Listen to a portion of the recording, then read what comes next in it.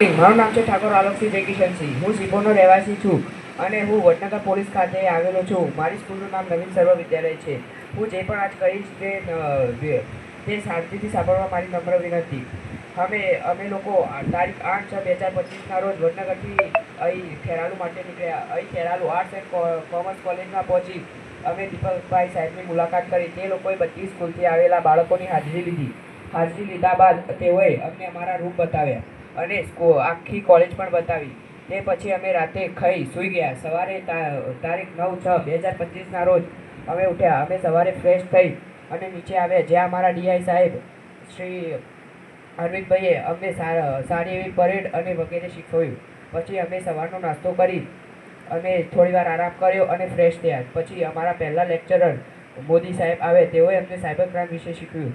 તેમને કહ્યું કે સાયબર ક્રાઇમ થવામાં માત્ર 4 જ મુદ્દા છે, જે છે ડર, ટેકનિકલ ભૂલ, આપણી આળસ અને સાયબર બુલિંગ. પછી અમે લોકો આરામ કરવા ગયા અને નાસ્તો કર્યો. તે પછી અમારી નિબંધ સ્પર્ધા થઈ. તેમાં 1 થી 5 નંબર આવનારને ઇનામ વિતરણ પણ થયું. તે પછી બીજો દિવસ થયો. ત્યાં અમે ખાવા ગયા. ખાઈ અમે સૂઈ ગયા. સવારે ઉઠ્યા.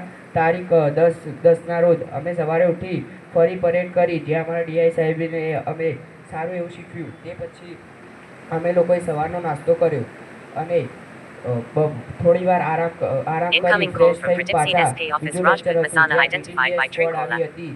તેઓએ તેમના સાથે બોમ્બ શોધવા માટે ઘણા સાધનો લાવી હતી તથા તેમના સાથે એક ડોગ પણ હતો, જે બોમ્બ ફાઇન્ડ કરતો હતો.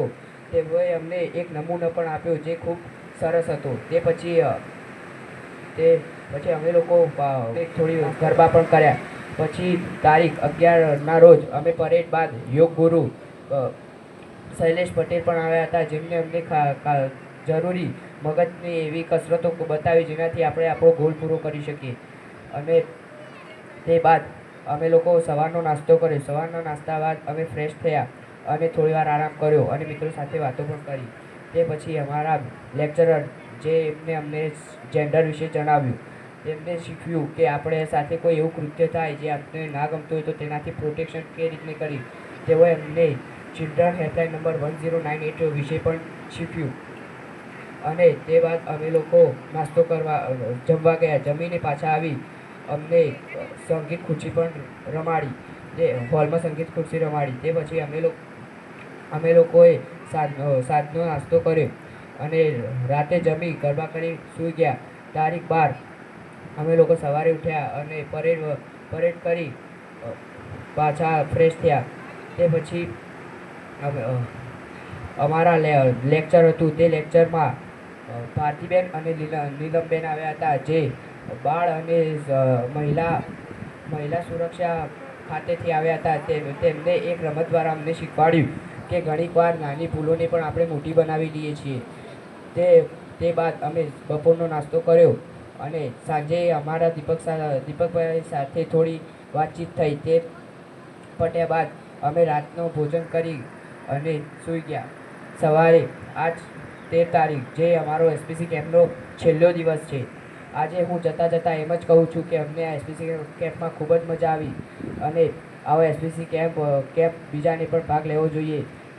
હું આ સાથે મારી વાણીને વિરામ મૂકું છું. જય હિન્દ અસ્તુ.